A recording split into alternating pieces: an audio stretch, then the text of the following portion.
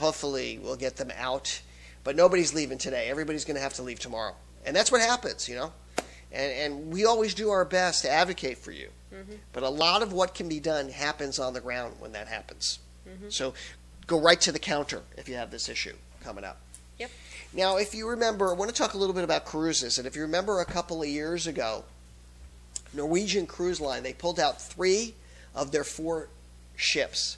And they said that the reasons that they pulled out was that there was too much competition and they couldn't make any money with it. There was a lack of profitability. Yeah. And at that time, it was a real blow to the tourism industry.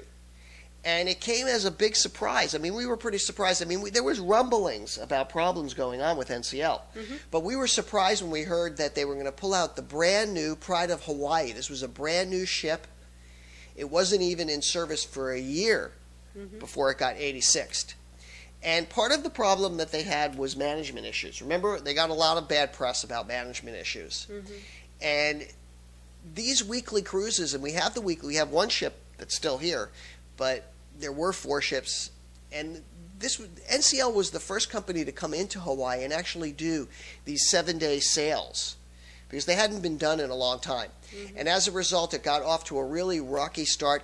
Consumers started complaining, and a lot of the complaints that people had about the NCL ship had to do with the workforce because by law, these ships have to have American crews. They're carrying an American flag, so they have to have an American crew. And a lot of people felt that Americans just can't do good customer service jobs. They're never going to be as good as the foreign crews.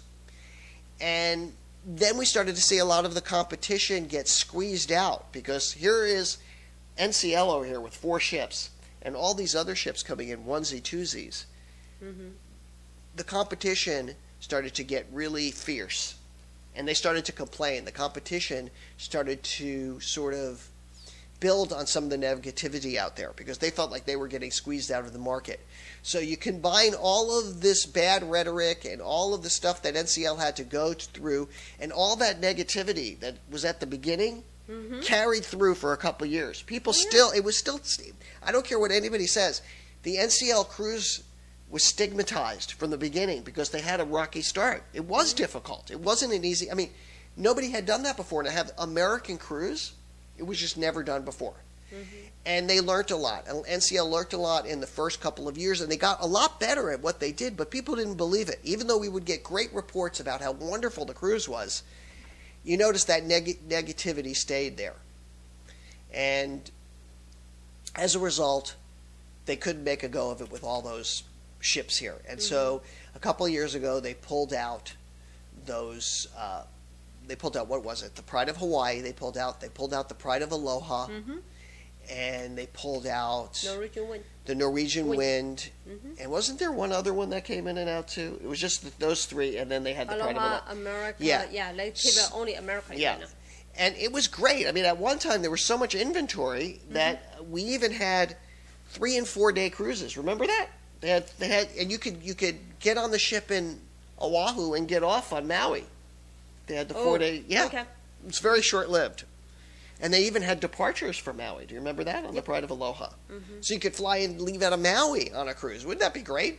And as a Hawaii company, we really did well during that time. It was very profitable for us, and it was great for consumers because they had a lot more choices. And if you fast forward to today, guess what? NCL just announced that their 7-day cruise around the islands netted $67 million in profit in 2009. And that's compared with $212 million that they lost the year before. So the cruise has been tremendously successful. We've gotten fantastic reviews. People loved to go on the cruise. And they created a profit at a time when the economy was at its worst in decades, right? Here's the economy tanking, and this did great. And of course, they're talking about the reasons for the success is the fact that they've been able to manage better, which they have. We don't hear any complaints about it. And they've concentrated on their price points. And since they're the only ship, they got a monopoly. High demand. So the question is, and I guess this is my little editorial here, is that they made a commitment to bring those ships in here. They pulled them out a lot earlier than they said they would. They said they were going to keep the pride of aloha here. But one of the things that they didn't get was a lot of support from the local Hawaii community. The business leaders, the governmental leaders, the ones that brought them here kind of didn't help them out when they were in trouble towards the end there, if you remember very clearly. I remember this. And I think we should offer, and I think the state of Hawaii should offer NCL some incentives to come back, to bring another ship here. Wouldn't it be great if we got the Pride of America back in Hawaii?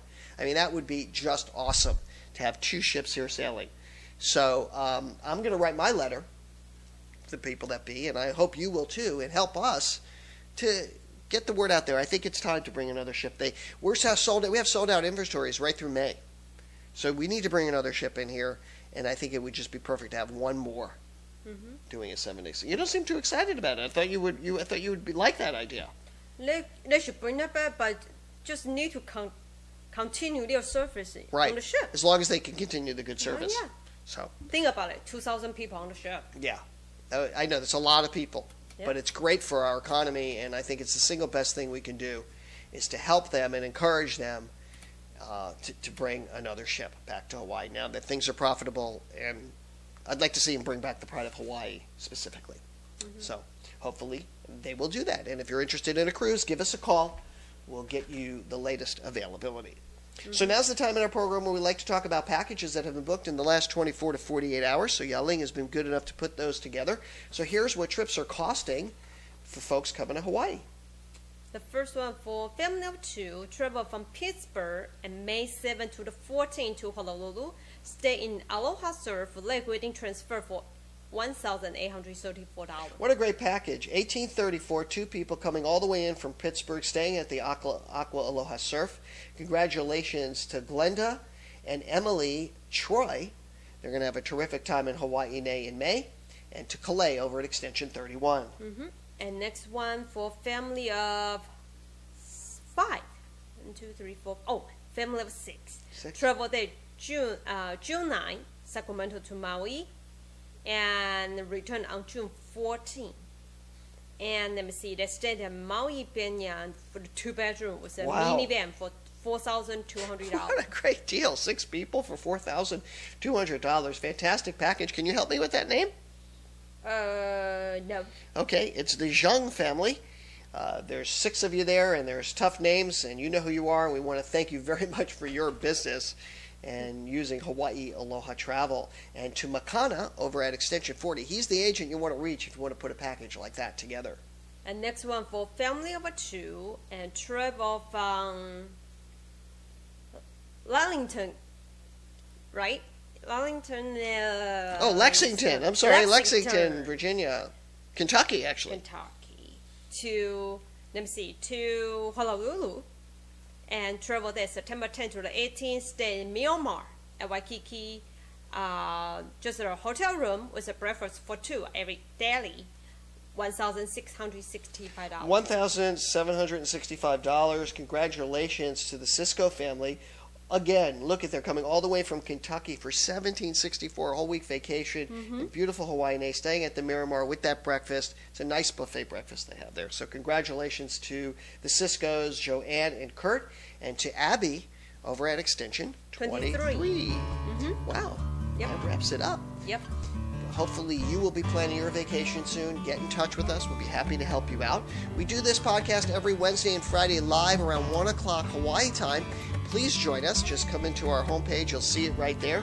Also get over to our blog in the meantime. We blog every day for you. There's a new article every day, and there's always new information about this great place. The weather's been beautiful. If you're coming here, you're coming at a great time.